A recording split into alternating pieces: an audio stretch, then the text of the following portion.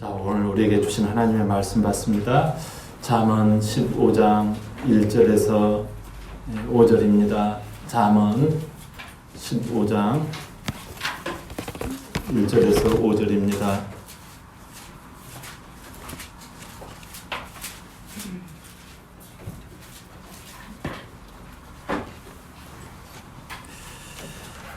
교독합니다.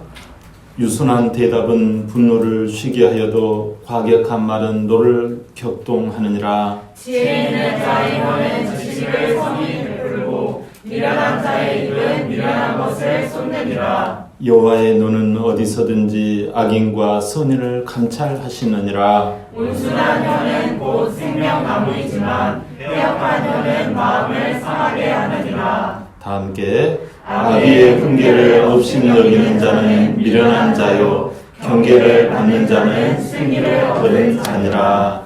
아멘. 오늘 우리에게 주시는 하나님의 말씀 같이 메시지 고백합니다. 시작. 교도하는 마음. 예. 우리가 피아노 있잖아요. 우리 피아노 음을 이렇게 오늘 또 잘 이렇게 반주를 해주셔서 예배가 예배되게 하는데 큰 공헌을 하고 감사합니다. 또 우리 또 사랑하는 우리 권찰님 몸이 편찮으심에도 불구하고 최선을 다해서 마이크도 잘 이렇게 설치가 안 돼서 마음이 참 안타까웠어요. 저 고리를 어떻게 마이크를 낄 수 있게끔 해야 될 터인데 제가 이거 보면서도 잊어버려요. 저기 전기 저것도 고쳐야 되는데 잊어버려요 자꾸.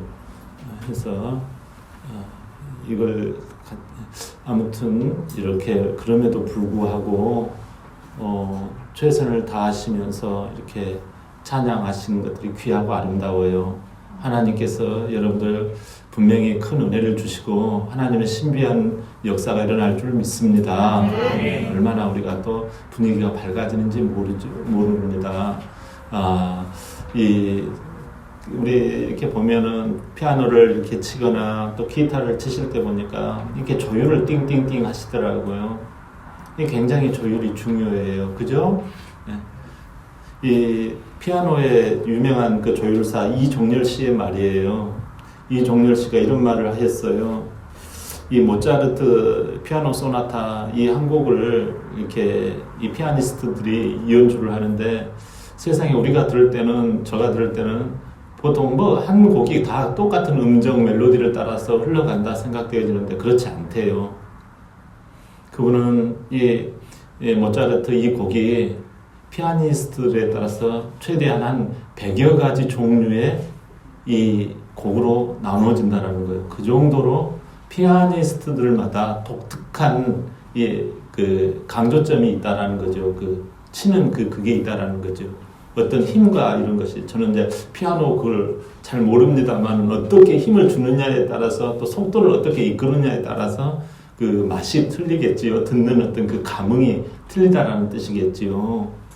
그런데 말입니다. 피아니스트들이 대개 보면 주문을 한대요. 저는 이 부분을 조금 이렇게 치고 싶습니다. 그러면 그것을 반드시 조율사가 중요하대요. 피아니스트들은. 이 조율사가 그러면 그 사람의 취향에 맞게끔 조율을 한다는 거예요.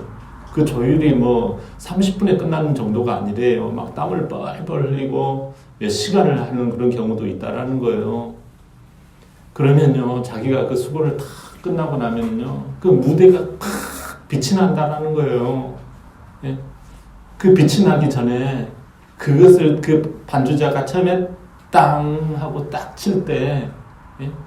우리 기타를요 띵 하고 딱 칠 때요 조율이 딱 잘 되면요 누가 먼저 은혜를 받을까요? 누가 먼저 이게 마음이 팍 뚫릴까요?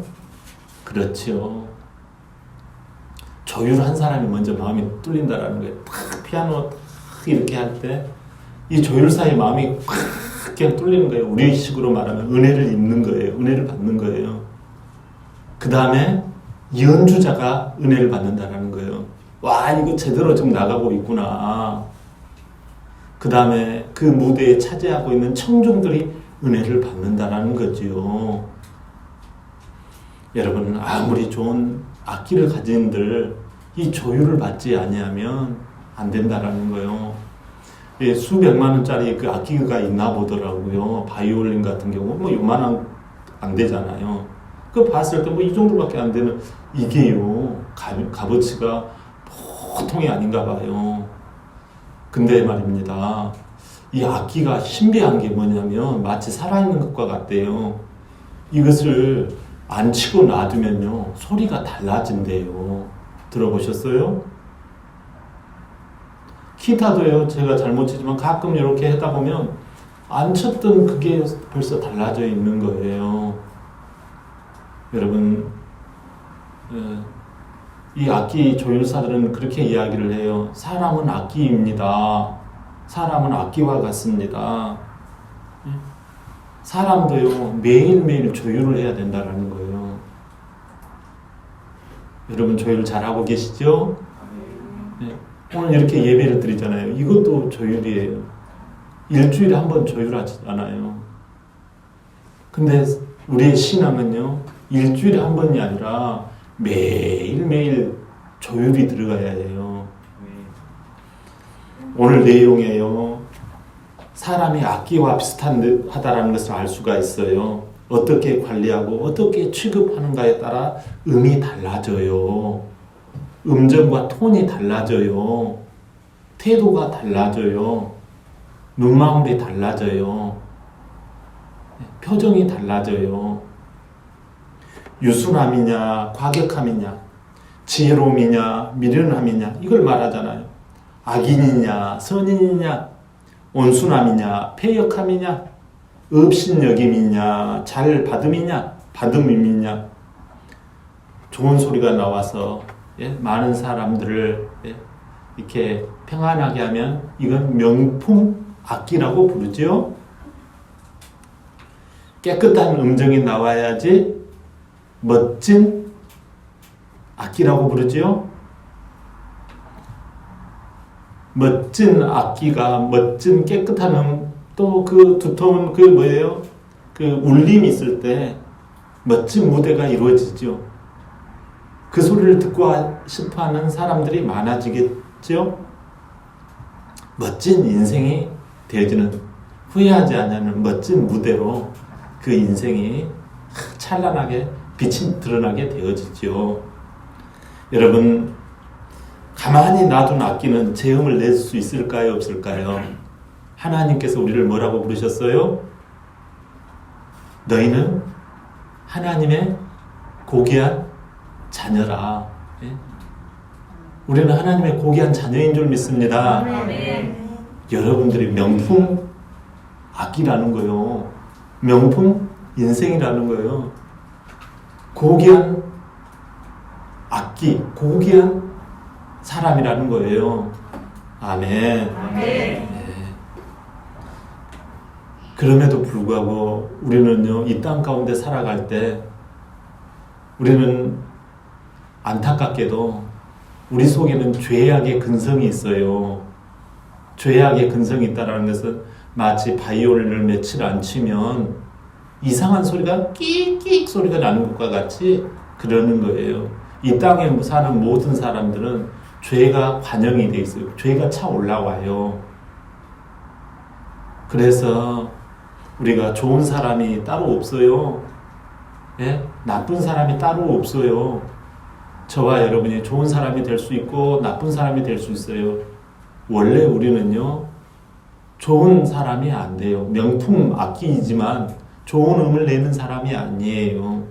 성경 말씀에 뭐라고 그래요? 모든 사람이 죄를 범하였음에 그다음 뭐죠?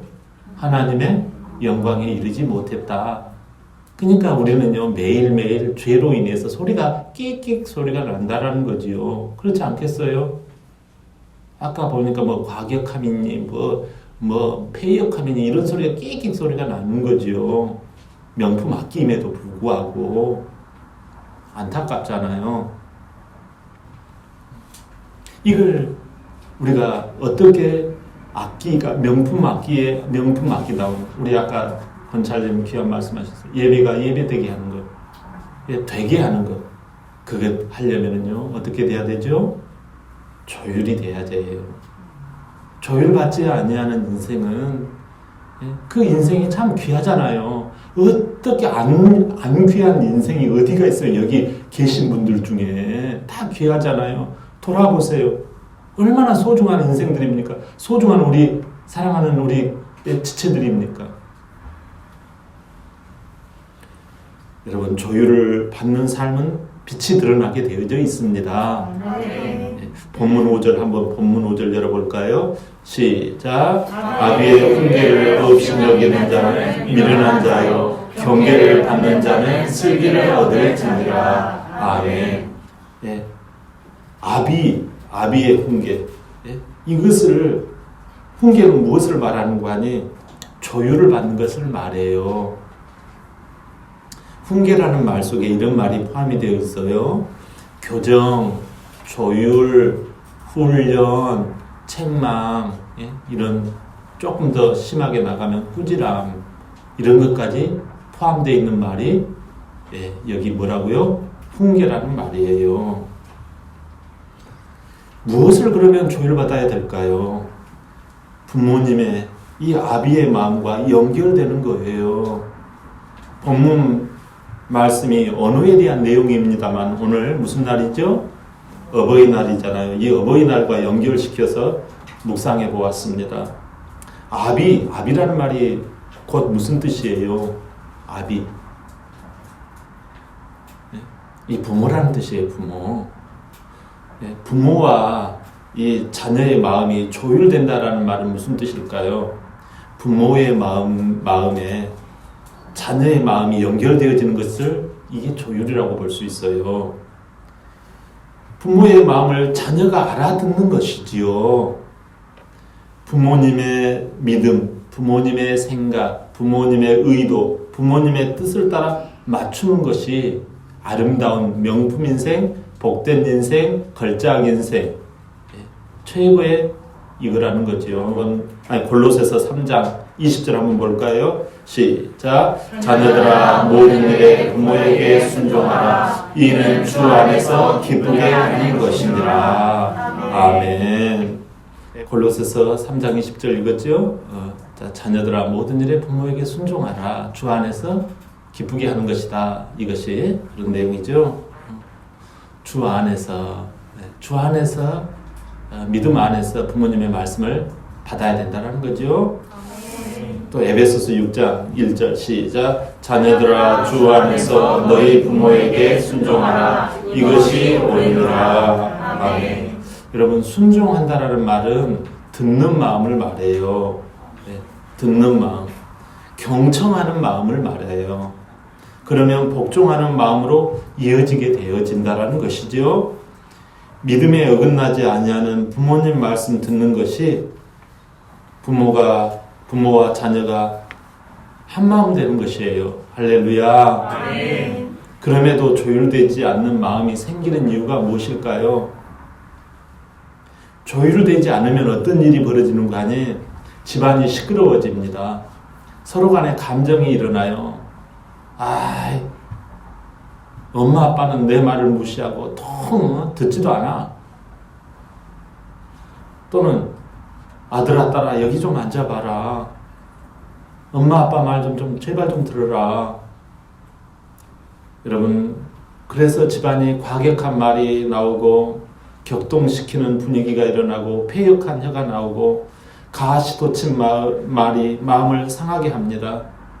믿음 안에서 사랑과 효가 지금 가득한 가정이 되고 계십니까? 여러분 가정 안에 가정천국이 이루어지고 계십니까? 대단하네요. 아멘 하시는 분도 있고. 네, 귀합니다. 맞아요. 우리가 그래야 돼요. 여러분, 의견 차이가 일어나는 것, 부모와 자식 간에 의견 차이가 있을 수 있지요. 흔히 여러분 부모 세대는 무엇이라고 불러요? 여러분 이 시대 꼰대 세대, 꼰대 세대 또는 라떼는 마리아 세대. 그래서 라떼 세대라고 그러죠. 이게 여러분 저는 그 우스개인 줄 알았더니 이걸로 안쪽에 입을 막아요. 그러면 꼰대가 돼요, 아저씨. 그러면 라떼가 돼요, 아저씨. 그럽니다. 말을 못하게 해요. 돈이나 내세요. 입 다물고 돈 내야 해요. 그 시대는. 지금 여러분 집안의 분위기가 이러해요. 이게 멋지고 이 시대에 걸맞는 부모의 상이 되어버렸어요. 성경은 그렇게 말할까요?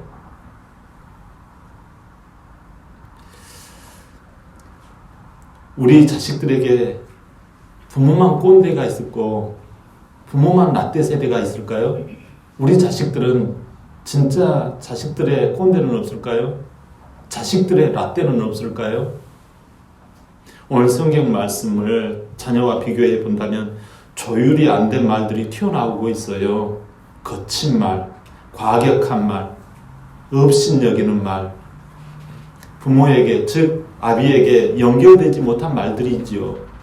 연결은 반드시 부모 마음과 연결되어야 해요. 부모 마음을 부모 마음을 알아들어야 한다는 뜻이에요. 그런데 지금 자기 생각대로 부모가 맞추라는 거예요. 부모도 자식도 서로 자기 말 좀 들어보라는 거예요. 서로 조율을 안 하고 있어요. 이건 조율이 안 되니까 자식 입에서 거친 말, 자식 입에서 과격한 말, 자식 입에서 미련한 말이 나오고 있는 거예요. 사탄 마귀는 부모와 자식이 서로 마음이 엇갈리게 만들어 놓아요. 그래서 줄다리기를 해요. 내 말은 서로 간에 내 말은 그렇게 만들어요. 부모, 특히 신앙의 부모는 여러분 하나님의 대행자예요. 하나님의 대행자. 하늘의 복이 부모를 통해서 흘러갑니다. 복의 통로에 연결되지 못하도록 누가 장난을 지금 치고 있지요? 기름통에 호수를 연결해야 합니다. 부모는 무엇일까요? 그렇습니다. 부모는 기름통이에요. 호수는 누구일까요? 자녀예요. 자식들이에요. 이때 지켜보는 분이 계세요. 4절 한번 볼까요? 본문 4절. 3절 시작. 여호와의 눈은 어디서든지 악인과 선인을 감찰하십니다. 아멘. 하나님이 조용히 보고 계신다라는 거죠. 자녀들이 여러분 다 이쁘고 사랑스럽잖아요. 부모 치고 어느 자식이 안 소중한 자녀가 있겠어요. 다 정말 소중한 자녀들입니다.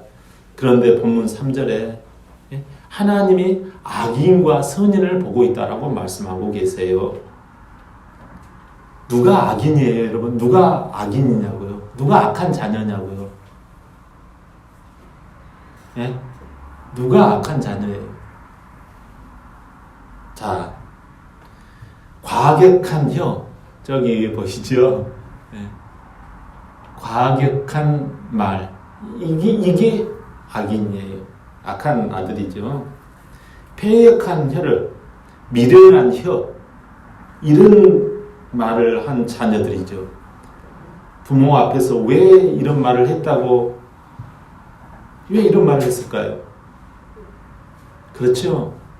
자기 말이 먼저라는 거예요. 자기 말. 내 말 좀 들어봐, 엄마, 아빠. 이거예요. 뭐든지 내 말에 부모가 순종하기를 원하는 거예요. 그러니까 과격한 말을 하는 거예요. 그렇죠? 무리한 말입니까? 내 마음이 우선이고 부모님 마음은 뒤따라 오라는 거예요. 안 그러니까 이렇게 거칠은 말이 나가는 거예요. 자식이. 이 세상의 이치와 돌아가는 것을 보면 부모는 그 자식보다 더 모를 수 있습니다. 그렇죠? 부모의 말은 우리가 봤을 때 때때로요, 이치에 안 맞기도 하고 유행에 떨어지고 심지어 부끄러움을 주기도 합니다.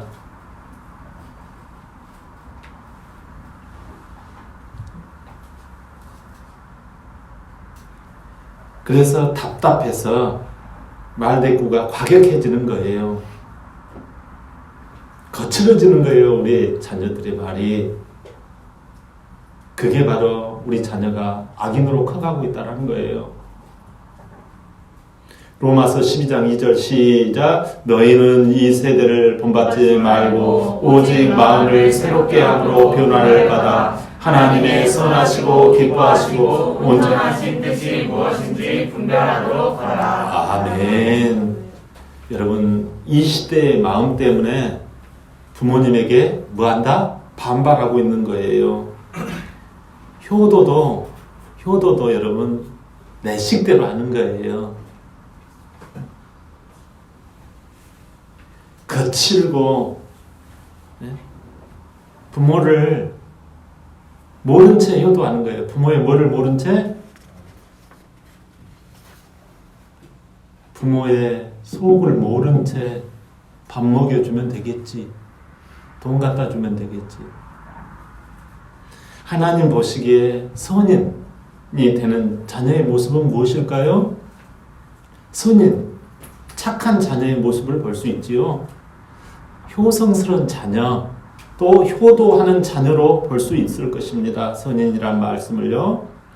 하나님이 주시는 선하신 뜻, 기뻐하시는 하나님의 자녀의 모습은 바로 아까 본문을 한번 열어볼까요? 본문에 보면 유순한 대답의 자녀예요. 여러분, 본문 1절에 유순한 대답이 무슨 뜻이에요? 부드럽게 대답하는 거예요. 또 선한 자녀, 효도하는 자녀는 지혜 2절에 보니까 지혜 있는 자의 혀라고 말씀하고 있어요. 무슨 뜻이에요? 알아듣기 쉽게 부모에게 설명해 주는 말이에요. 또 4절에 온순한 혀라고 되어 있어요. 온순한 혀가 무슨 뜻이죠? 따뜻하게 하는 말을 온순한 혀라고 해요. 공동 번역에 보니까요. 5절에 경계를 받는 자가 나오지요. 경계 5절에 보이지요? 경계를 받는 자라는 말은 무슨 뜻일까요? 꾸지람도 받아들이는 그러한 원사, 그러한 언어를 쓰는 아들. 예, 알겠어요. 예, 이런 뜻이죠. 이것은 부모를 향한 사랑의 마음이 없이는 불가능합니다, 여러분. 한 번은 이렇게 유순한 대답을 할 수 있어요. 그러나 부모를 진짜 깊게 부모의 마음을 사랑하지 아니하면 한 번에 그치고 그 다음부터는 내가 그랬다고 했잖아.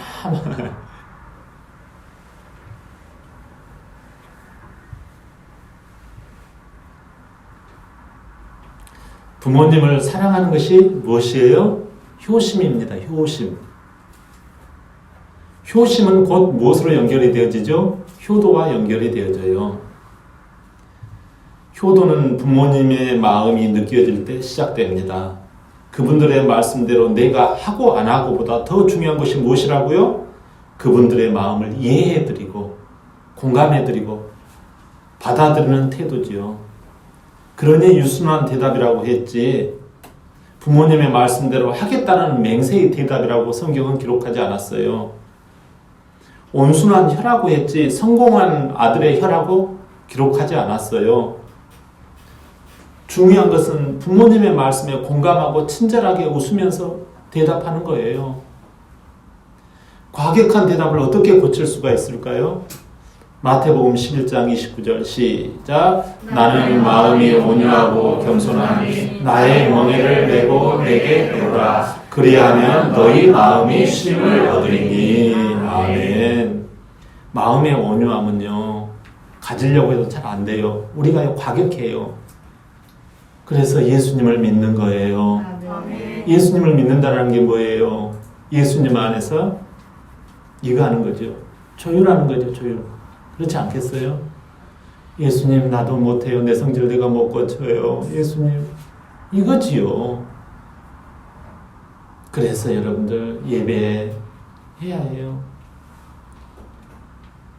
훈계가 나올 때도 마음이 아프겠지만 이거 해야 해요. 조율해야 해요.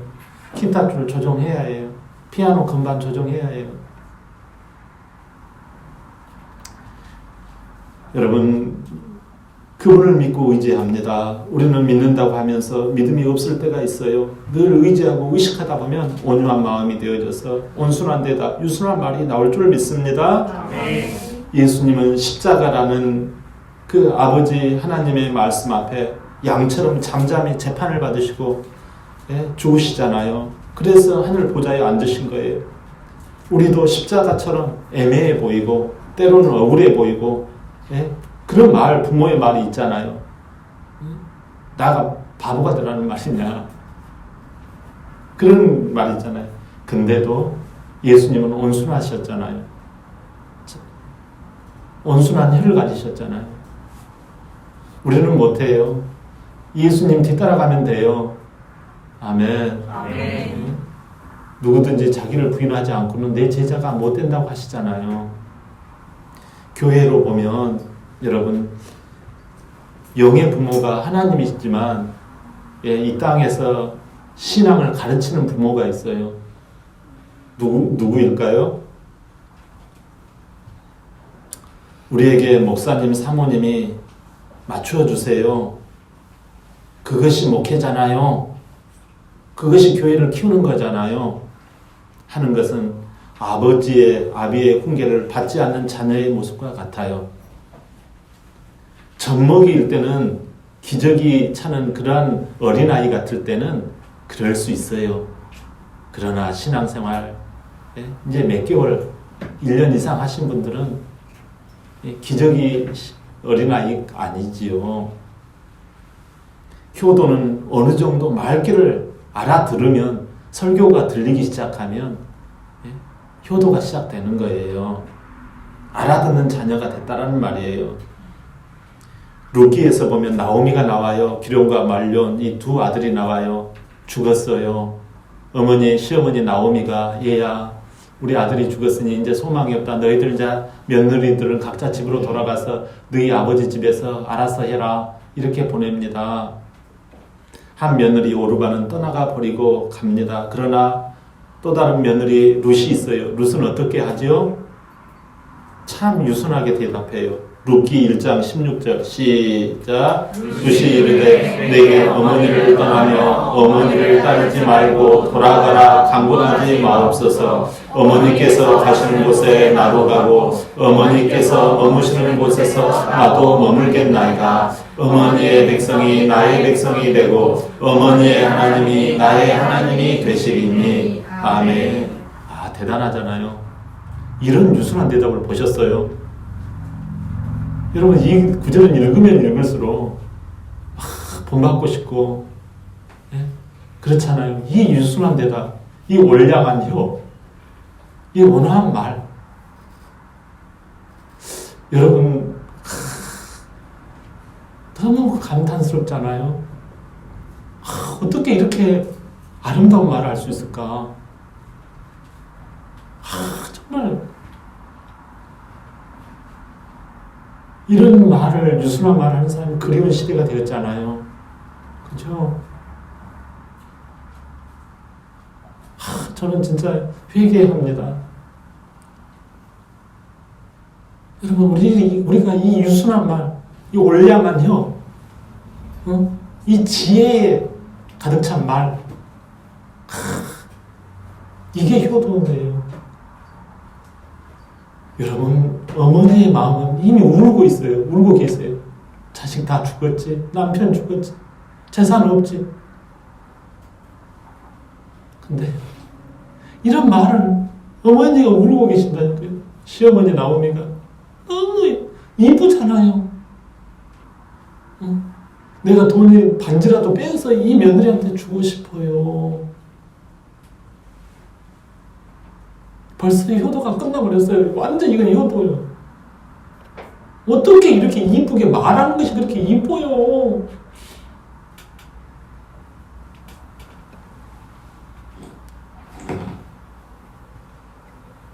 효도가 무엇이에요? 효도는 부모님의 마음이 느껴질 때 시작됩니다. 그분의 말씀대로 내가 하고 안 하고보다 더 중요한 게 뭐라고요? 그분들의 마음을 이해해드리고 공감하고 받아들이는 말이에요. 말. 거기에서부터 효도가 시작돼요. 창세기 9장에 여러분 열어보시면 이런 내용이 나와요. 노아가 나오고 세 아들이 나와요. 큰아들 셈, 둘째 아들 함, 셋째 아들 야벳이 나와요. 노아가 아버지죠? 노아가 아버지인데 이 아버지가 무슨 일인지 아들들이 이제 열심히 일하니까 편안하고 그랬는지 뭐 어떤 이유인지는 모르겠어요.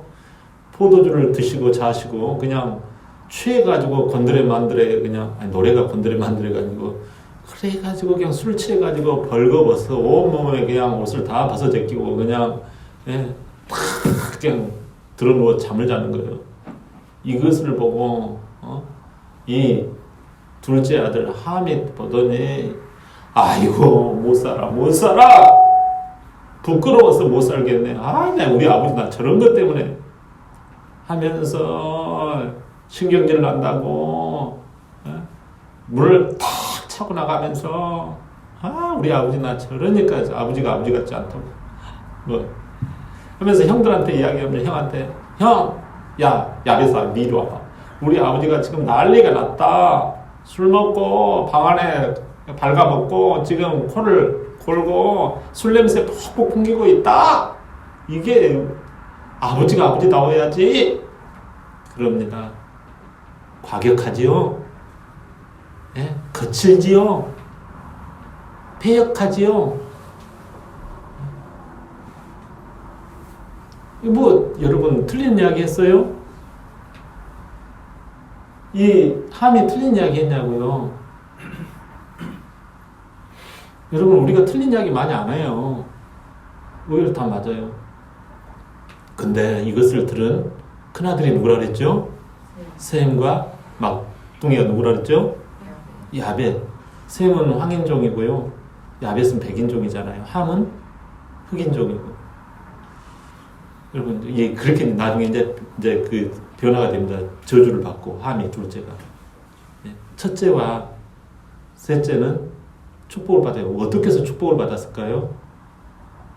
여러분 아버지는요 축복의 존재예요. 신앙의 아버지. 신앙이 없는 아버지 말고 아버지가 그렇게 그러고 있는데 함하고 셈하고 야벳이 아버지가 술 취하셔가지고 그냥 부끄러움과 수치가 그냥 가득 차 있대. 안 되겠다 옷 하나 가져와 해가지고 옷을 갖고 뒤로 문을 열고 뒤로 들어가가지고 아버지 이렇게 안 쳐다보고 뒤로 가가지고 아버지 하체를 가려드렸다라는 거예요. 그래가지고 일어나니까 아이고 머리 아파 죽겠다. 막 아버지가 그렇게 술 먹고 머리 아파 죽겠다. 그러니까 아버지 잘 주무셨어요. 아버지 좀 씻으세요. 이제 이렇겠죠. 그러고 난 다음에 씻고 이제 나니까 내가 어쩌니까 뭔 일 있었니? 하는 거예요. 그러니까 이제 이야기를 다 알게 되죠. 그러니까 셈과 야벳은 너는 축복된 존재가 되고 함은 형과 동생의 너의 종이 될 거다. 이렇게 우리 다 아는 내용이잖아요. 이렇게 저주를 받잖아요.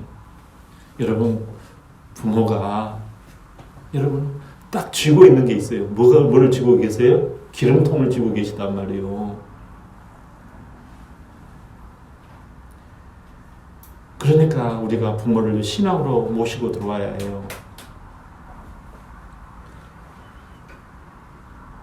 여러분 효도가 부모님의 마음을 헤아리는 것에서 시작이 돼요. 말씀대로 하고 안 하고가 중요한 거 아니에요. 효도는 우리는 말씀대로 뭔가 성공했다 해가지고 뭔가 갖다 드리려고 그래요. 여러분 그분의 마음을 헤아려 드리고 공감하고 받아들이는 것에서 시작된다는 거예요. 그 말투, 그 말씨에서 효도가 시작된다는 거예요. 여러분 어버이날이에요. 효도는 돈이라고 생각합니다. 돈은 정말 부모에게 필요해요. 돈도 드려야 해요. 건강식품도 중요합니다. 부모에게 식사 대접 꼭 해야 해요. 그러나 부모의 마음을 아프게 하는 이 말, 그런 것은요, 이 모든 것들을 다 사라지게 만들어 버리는 거예요. 출애굽기 20장 12절에 내 부모를 공경하라. 그리하면 내 하나님 여호와가 내게 준 땅에서 내 생명이 길리라. 여러분, 부모에게 축복권이 있다고 했지요. 부모에게는요, 누구를 축복해 줄까요? 누구를 축복해 주실 것 같아요? 자식들이 돈 주는 거 마다할 부모가 없습니다. 여러분, 저는 이렇게 50이 넘어서 최근에 깨달은 거예요. 저는 부모에게 돈 많이 갖다 드리면 그것 때문에 늘 가슴 아팠는데 그것이 효도인 줄 알았어요. 좋은 고기 사다 드리면 그것이 효도인 줄 알았어요. 저는 불행하고 말았어요.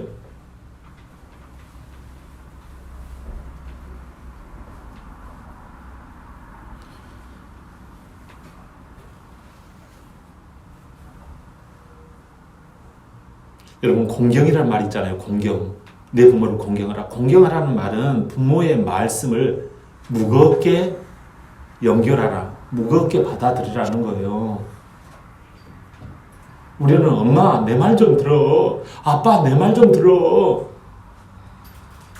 이게 효도인 줄 아셨죠? 무겁게 여기라. 부모님의 마음을 헤아리라. 효도가 무엇일까요? 효도는 부모님을 마음을 헤아리는 것에서 시작됩니다. 그분의 말씀대로 내가 하고 안 하고보다 더 중요한 게 무엇이라고요? 그분들의 마음을 이해해드리고 공감하고 받아들이는 따뜻한 말의 태도인 것입니다. 작년의 일입니다. 부친을 제가 여의고 얼마 되지 않아서 수원 작은아버지에게 이렇게 통화를 한 일이 있었어요. 그때 작은아버지가 이렇게 저에게 말씀하시는 거예요. 조카, 어머니에게 잘하게 뭐 대단한 건 있겠나. 이왕이면 따뜻하게 말하는 것이라네. 이 말씀 앞에 저는 울었어요. 어제 어버이날이잖아요. 저는 그걸 생각하면서 최대한 따뜻하게 어머니와 통화를 했어요. 통화를 하고 난 다음에 정겨운 어머니의 목소리가 마지막으로 들리고 전화를 끊었어요. 우리 아들 목사님, 내 마음을 알아주니 고맙구나. 오늘 4절 말씀입니다. 온순한 혀는 곧 생명나무이지만 패역한 혀는 마음을 상하게 하느니라. 아멘.